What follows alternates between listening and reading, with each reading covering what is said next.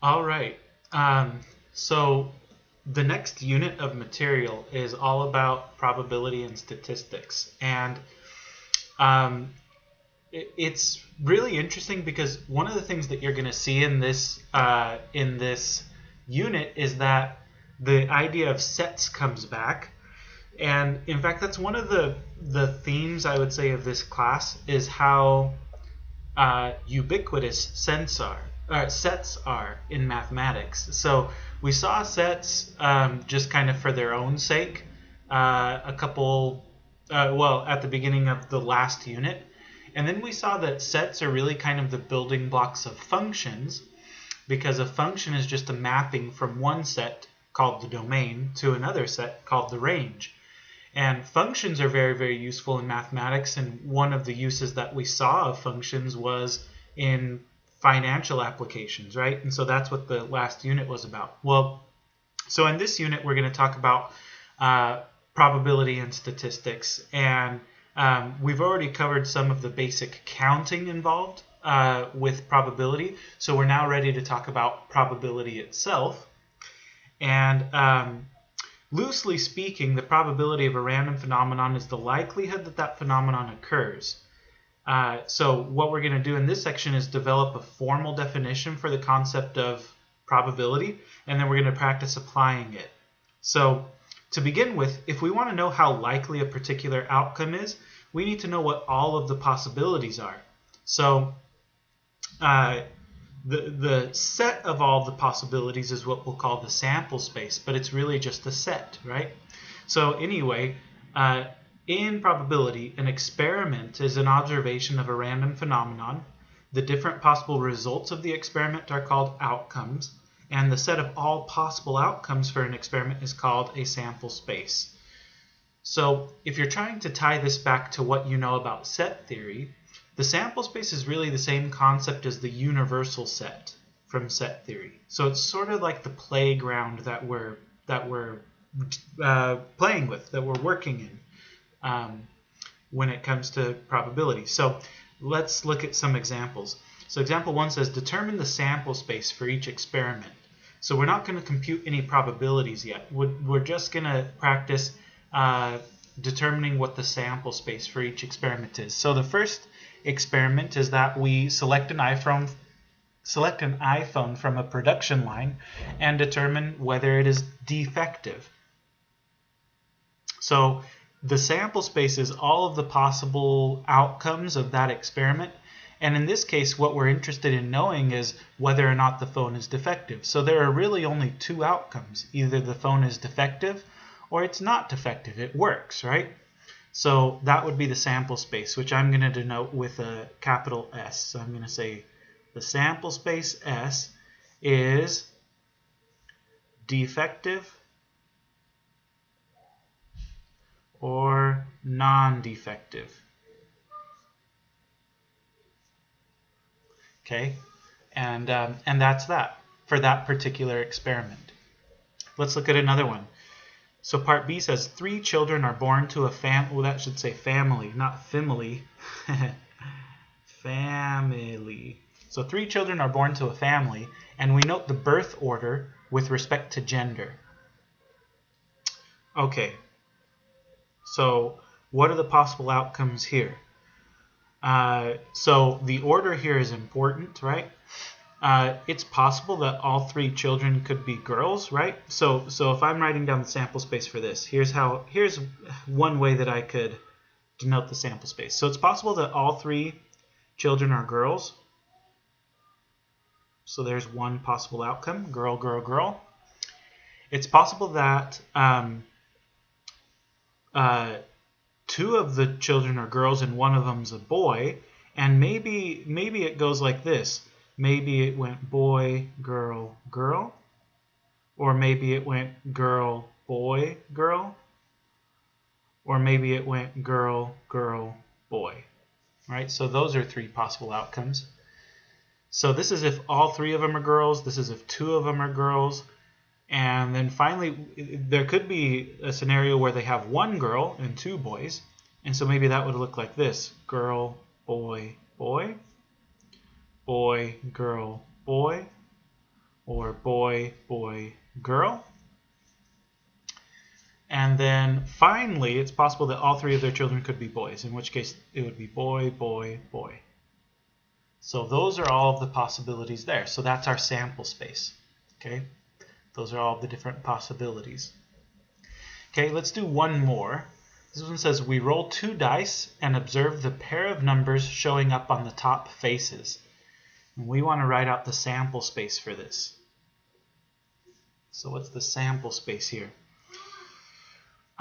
Since we're rolling 2 dice, I'm going to denote the outcomes by ordered pairs, right? So the first coordinate in my ordered pair is going to represent the number on the first die, and the second coordinate in my ordered pair is going to represent the number on the second die. So it's possible that my first die is a 1 and that my second die is a 1, right? So there's one possible outcome. It's also possible that my first die is a 1, but that my second die is a 2. It's also possible that my first die is a 1 and the second die is a 3. And I think you see how this is going. I could roll a 1 and a 4, I could roll a 1 and a 5, or I could roll a 1 and a 6, right? But on a standard 6-sided die, you know, those are the only options, 6. But this is if the first die is a 1. This first die could also be a 2, so I could roll a 2 into 1, or I could roll a 2 into 2, or I could roll a 2 into 3. And I think you see how this is going. Okay, it's also possible the first die could be a 3.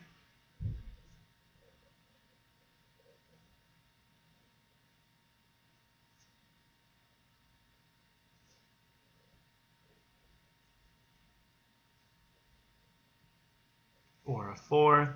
Anyway, this is going to keep going all the way until you get to 6, right? So I'll let you kind of fill this in. I'll race you. How about that?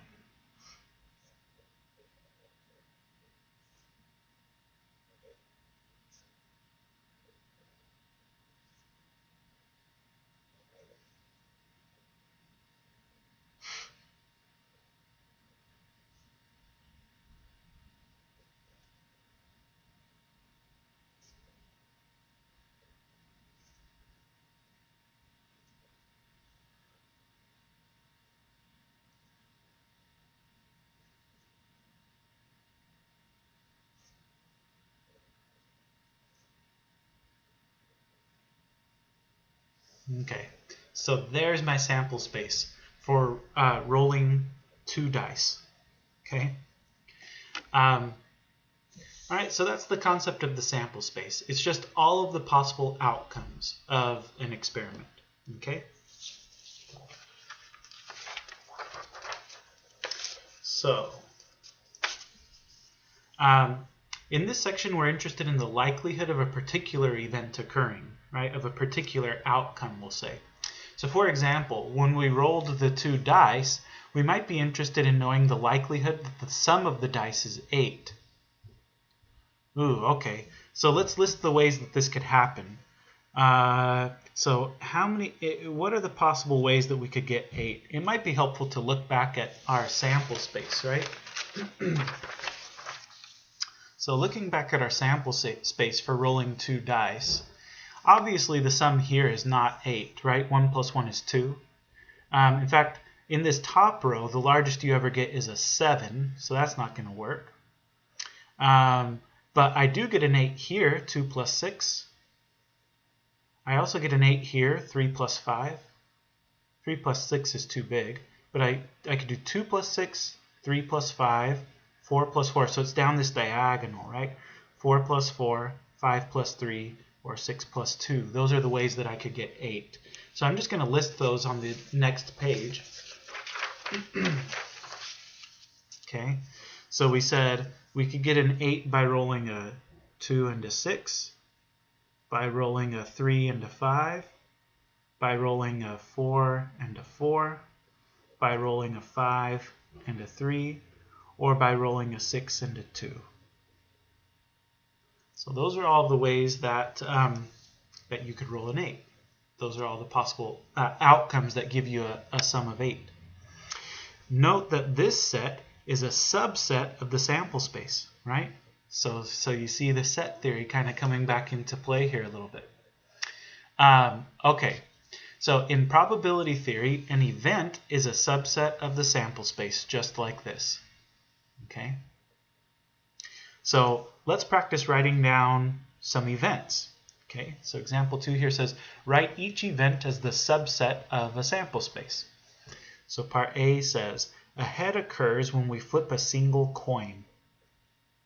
Well, that's kind of a boring example. I mean, the sample space when we flip a single coin is heads or tails. There are only 2 possible outcomes, right? But the event, which I'm going to label with an E, the event is just a head occurs, right? So the event is that we flip heads, okay? So this is our sample space, and this is our event. And you can see clearly that E is a subset of S, right? E is a subset of S. Okay. Part B, 2 girls and 1 boy are born to a family. Well, we already wrote down the sample space for this, right? So I'm not going to write it down again in detail, but maybe I'll just write out like this was when we had girl, girl, girl, right? That was one of the possibilities. Or we thought, you know, boy, girl, girl, or girl, boy, girl. Maybe I will write out the whole thing. Girl, girl, boy. Then we had girl, boy, boy, boy, girl, boy, boy, boy, girl, and then we had boy, boy, boy. Okay, so that was the sample space. The event here is that 2 girls and 1 boy are born to a family, and the order doesn't matter so long as there are 2 girls and 1 boy. So that could happen this way, 2 girls and 1 boy, this way, 2 girls and 1 boy, or this way, 2 girls and 1 boy.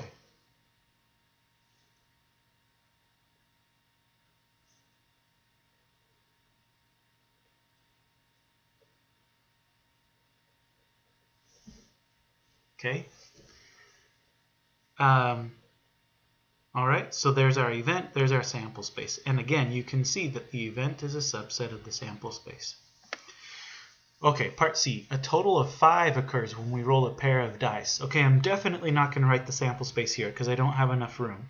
Because when we roll a pair of dice, that's when we get this sample space from example 1. So I'm just going to say for the sample space,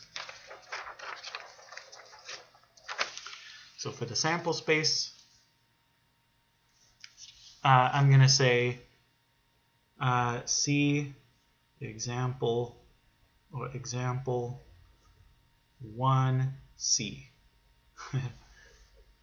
for the sample space. Okay, for the event space though, we want a total of 5 to occur when we roll a pair of dice. So how many ways could that happen? Well, that could happen if I roll a 1 and a 4, right? That gives me 5. Or if I roll a 2 and a 3. Or if I roll a 3 and a 2. Or if I roll a 4 and a 1. And those are the only ways that I can roll a 5. Okay? So again, you can see that E is going to be a subset of the sample space S. Okay? So with that in mind now, I think we're ready to define what exactly we mean by probability. So the probability of an event E in a sample space S is denoted by P of E. So the letter P should remind you of probability, right? So this is the probability of E, right? The probability that E occurs. And it's calculated as follows. Probability that E occurs is n of E divided by n of S, where n of E is the number of elements in the set E, and n of S is the number of elements in the set S, right? So remember, that's just the symbol we use for the cardinal number, right? N of E is the cardinal number of E. It's the number of elements in E. Within the context of probability theory, we can think of n of E as the number of ways that E can occur. And similarly, we can think of n of S as the total number of possible outcomes. That should say thought, can be thought of as the total number of possible outcomes. Okay? So probability that E occurs is the total number of ways that E can occur divided by the total number of possible outcomes. Okay? Now, something that's really important about probabilities is that probabilities always have to be between 0 and 1. Here we've defined a probability as a fraction, but you could always punch that fraction into your calculator and turn it into a decimal. And then when you turn something into a decimal, you can change it into a percentage by moving the decimal place twice. Well, the percentage of the likelihood of something always has to be bigger than 0% and less than 100%, right? So a probability is always going to be between 0 and 1. Another way to see that is that since E is a subset of S, the number of elements in E is always going to be less than the number of elements in S, which means that the numerator is always going to be smaller than the denominator. So the overall fraction is going to be a number smaller than 1. It's going to be a fraction of a number. I'm making that kind of stand out because a lot of times students will do weird things, and I'll ask, what's the probability that this thing happens? And they'll give an answer like 20.7. And it just doesn't make sense, right? Probabilities have to be between 0 and 1. You could maybe say 20.7%, which as a decimal is the same thing as 0.207, right? But it doesn't make sense to just say that it's 20.7, or sometimes they say like, oh, it's 1,328,425 or whatever, and it's like, but no, probabilities have to be between 0 and 1. Okay, they have to be between 0 and 1. In fact, we can say more, right? If the probability equals 0, then that means you know for sure that E is not going to happen, right? So if the probability that E occurs is 0, then E cannot possibly happen. On the other hand, if the probability of E equals 1, then you know for sure that E will happen. You're 100% sure that E will happen, right? That doesn't usually, you don't usually get probabilities like that, but it's possible, right? You could. Okay. Another thing I wanted to say about just the notation here, P of E. Given that we just finished talking about counting and we talked about permutations, you might think, oh, P, permutation, but try not to confuse them. They're not the same thing. So don't confuse P of E, which is the probability that E occurs, with P of NR, right, which is the number of permutations of n objects taken R at a time, right? So they're different P's. Here P stands for permutation. Here it stands for probability, okay? Okay, let's practice. Let's practice calculating some probabilities. So this one here says compute the probability of each event, and the first scenario is that a head occurs when we flip a single coin. Well, if you look back to our work on example 2, you know that the sample space for flipping a single coin is heads or tails, right? There are only those two possible outcomes, heads or tails. And by the way, you don't have to show this much work every single time you do a probability, but I just want to show you kind of how the definition works and everything, right? So the sample space consists of heads and tails, and so the cardinal number of the sample space is 2, right? 2 possible outcomes. Meanwhile, the event that we're interested in is flipping heads. right? So the cardinal number of E is 1.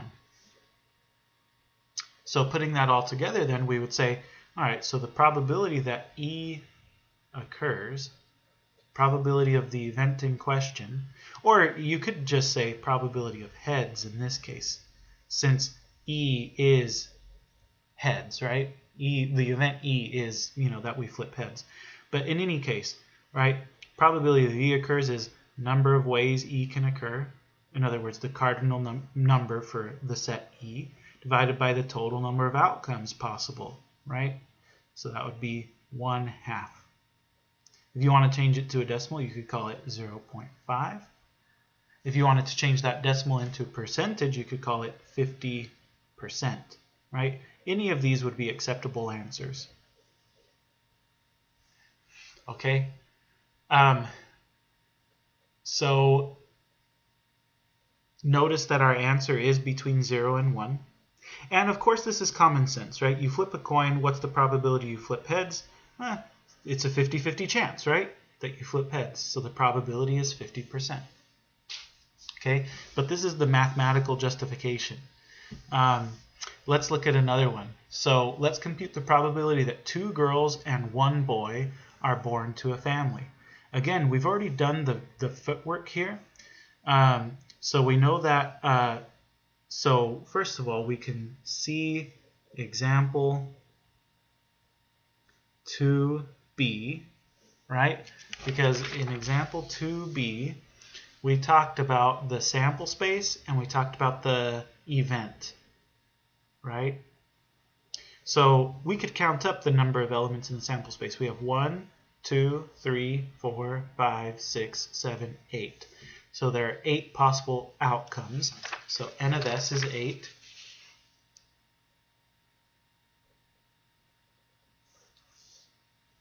And 2 girls and 1 boy. That's the event that we're interested in.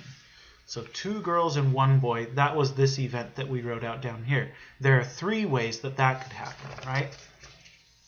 So n of E is 3. Okay? So the probability that E occurs, the likelihood that E occurs, is 3 out of 8.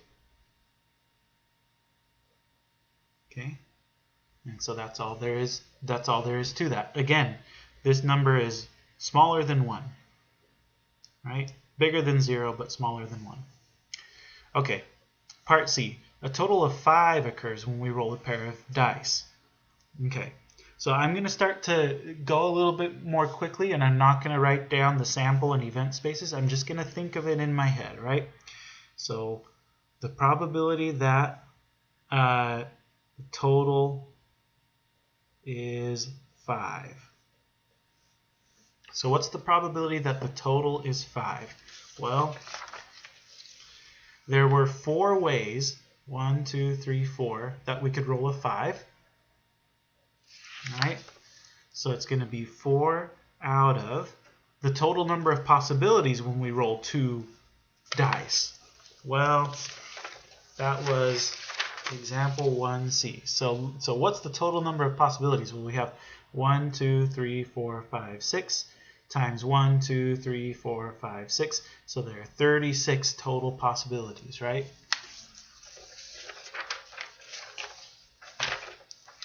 So probability that the total is a 5 is 4 out of 36.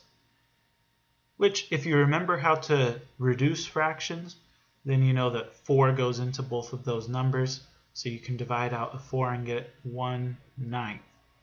It doesn't really matter to me. If you want to just give the answer as 4 out of 36, that's fine. Okay? For the purposes of this class, I'm okay if you don't simplify the fractions. Okay, so that's that.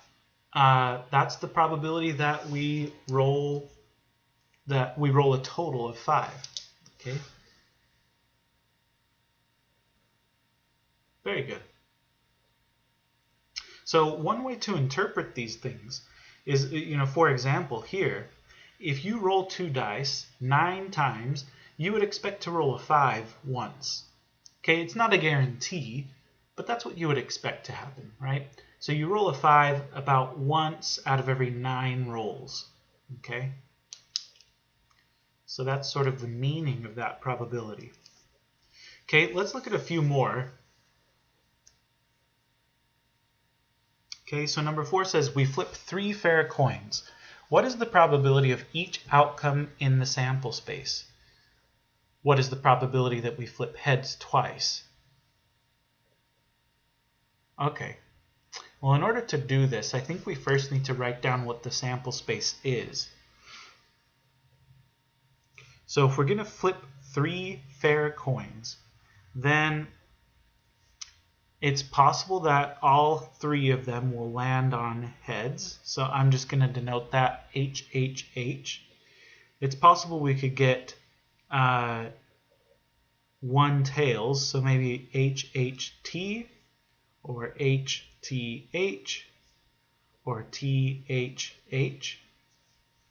It's possible we could get 2 tails, so maybe that would look like HTT or THT or TTH. And then it's possible that we could get 3 tails, right? So TTT. So there's what the sample space looks like. And then it asks this weird question. What is the probability of each outcome in the sample space? So what they're saying is, if we choose one of these outcomes, what's the probability that that particular outcome occurs? So like, for example, what's the probability that we flip heads and then tails in that order, right? What's the probability that that occurs? Well, there's only one outcome where that occurs out of 1, 2, 3, 4, 5, 6, 7, 8 possible outcomes in total. So, and that's true for any of the outcomes that you choose, right? Like, what's the probability you flip heads, and then tails? Well, there's only one way that that happens out of 8 possibilities, right? So the probability of each outcome is 1 out of 8.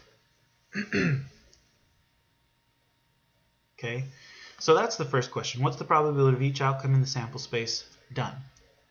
The next question, what is the probability that we flip heads twice?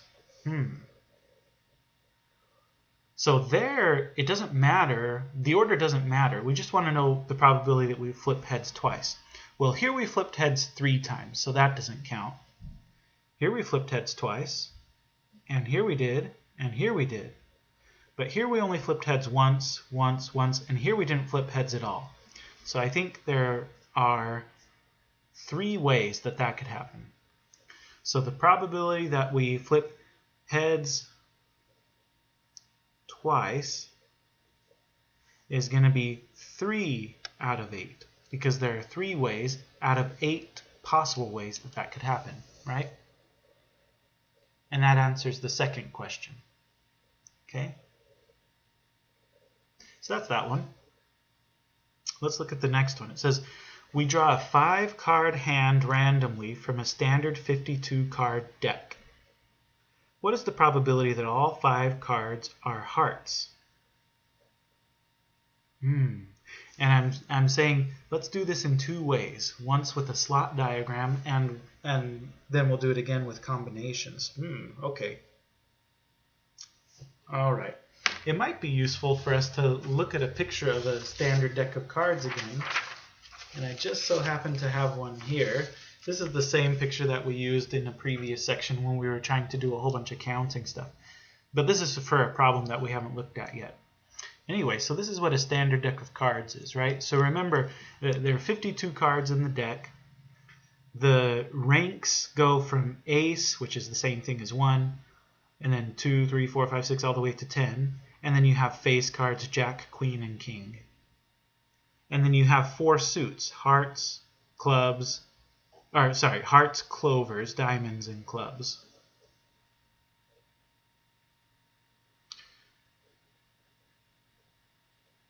What did I say? Hearts, clubs,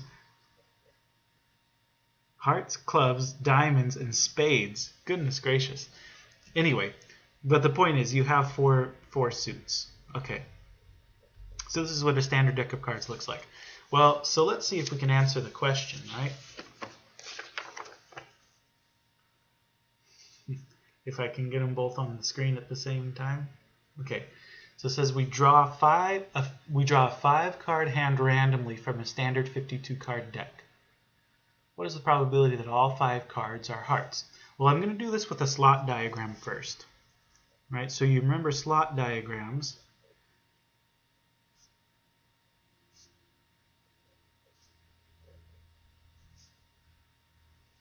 Okay. So first I'm going to look at, for the first slot, I'm going to look at, well, what's the probability that the first card I draw is a heart? Well, there are 1, 2, 3, 4, 5, 6, 7, 8, 9, 10, 11, 12, 13 hearts in the deck. So probability I draw a heart on my first draw is 13 out of 52. Because 13 hearts in the deck, 52 cards in total. Now, if I draw that card, then I'm only going to have 12 hearts left in the deck to choose from for my next card. And there are only going to be 51 cards in the deck to choose from, right? Because I've already taken one card. So for the third card now, I've already taken 2 hearts out of the deck, which means there's only 50 cards in the deck left over, and only 11 of them are hearts, right? And I think you can kind of see where this is going, right? So after I've chosen my first 3 cards, now there are only 49 cards left in the deck to choose from, and only 10 of them are hearts. And for the 5th card, there are now only 48 cards in the deck to choose from, and only 9 of them are hearts.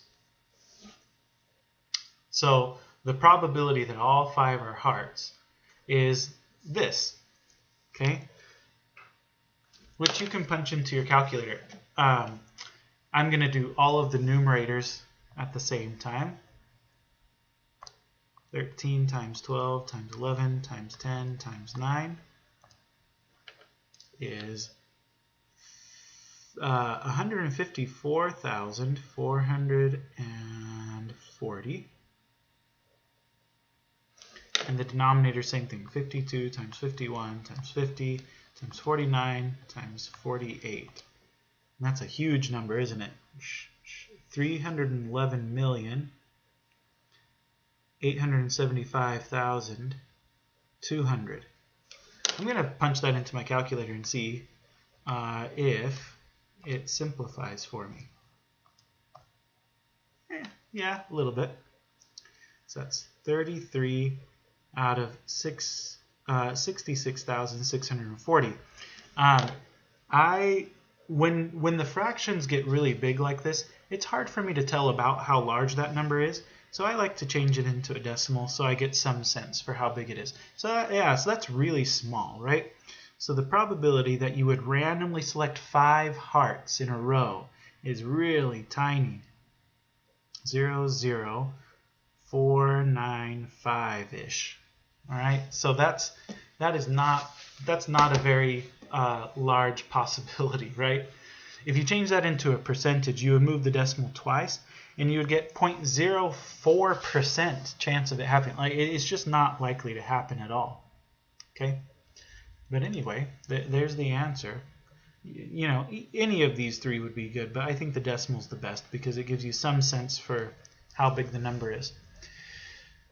Okay, so that's how you would do it with a slot diagram. Now, another way you could do it would be to use combinations, because if you're thinking about, so probability that all 5 are hearts, okay, it's going to be the number of ways that you can choose 5 hearts. Well, there are 13 hearts in the deck, and you want to choose 5 of them. The order doesn't matter. So this is a combination problem. Oh, and you're going to be doing this without replacement, right? So it's a combination problem. So it would be 13 choose 5 out of, if you're just So this is the number of ways you can choose 5 hearts. We want to divide by the number of ways you can choose 5 cards. Like, it doesn't matter what kind of card, just any 5 cards. Well, so there are 52 cards in the deck to choose from, and you want to choose 5 of them, right? So I'm not going to go through all the gory details of showing. Oh, that's not the notation we used either, was it?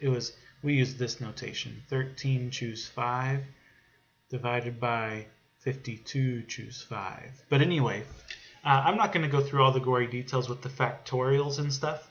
My calculator happens to have a little combination button on it. So I'm going to do 13 choose 5. And by the way, if your calculator has a combination button, you're welcome to use it too. Divided by 52 choose 5. And look at that, right? Same number, right? Same number. Okay, so there's 2 different ways to think about that problem, okay? Okay, let's do another one. This one says, Leonard, Sheldon, Penny, and Raj belong to the Greens. Their school's... I have so many typos. Their school's 10-person environmental club. 2 people from the club will be selected randomly to attend a conference in the Everglades. What is the probability that 2 of these 4 friends will be selected? The probability that 2 of the 4 friends will be selected.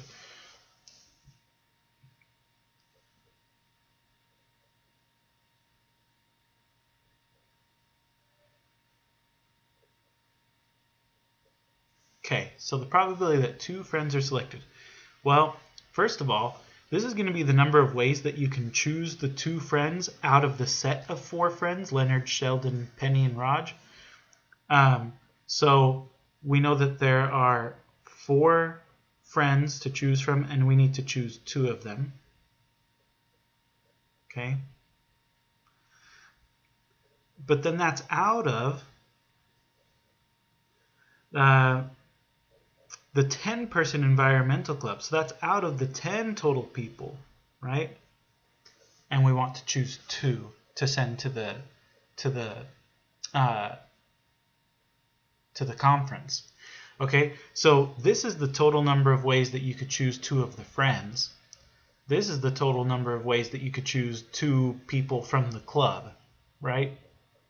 So the probability that you just so happen to choose 2 of these friends is the number of ways that you could choose 2 of the friends divided by the total number of ways to choose 2 people from the club, right? Anyway, what would we get? So I'm going to do 4 choose 2 divided by 10 choose 2 in my calculator. I get 2 out of 15. Which actually isn't terrible. There's like a 13% chance that that would happen, right?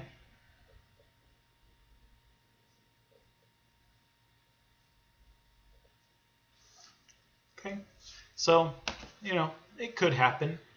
It's not incredibly likely, but it could happen. Anyway, that's one way you could do it. You could also do this one with a slot diagram, right? So you could say, well, it's going to be, for the first person, you want to choose one of the friends. There are 4 friends to choose from.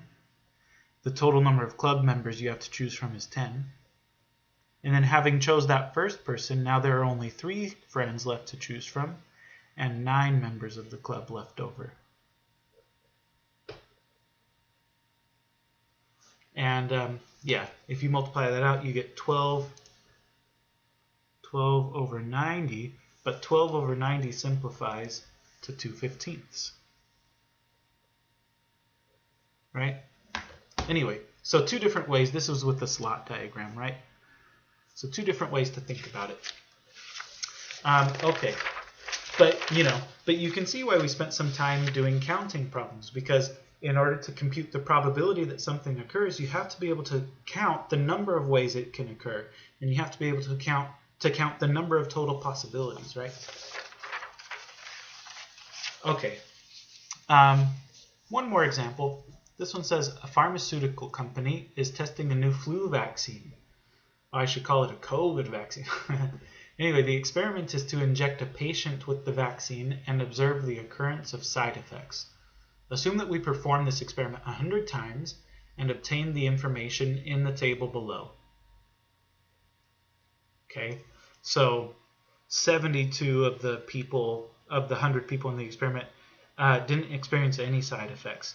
25 of them experienced mild side effects, and 3 of them experienced severe side effects, right? Okay.